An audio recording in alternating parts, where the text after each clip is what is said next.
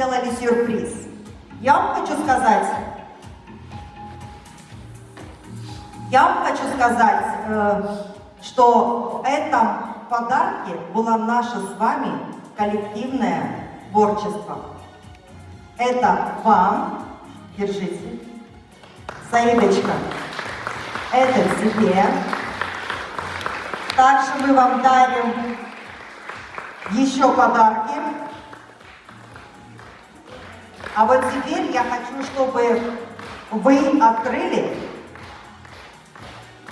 Аленочка, наверное, нам нужны ножницы сейчас. Я возьму свой мобильный телефон. Подарок-то открыть. Вот не хотят, да? Готовы еще. Да. Открой сюда.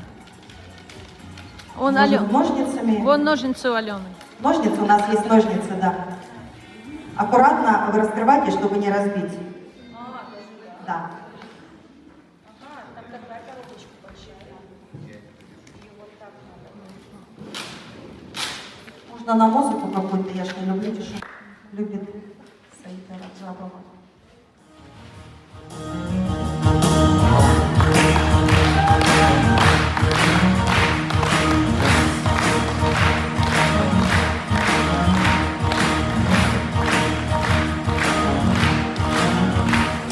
Саида, вот такой красивый букет символом взлета в твою честь.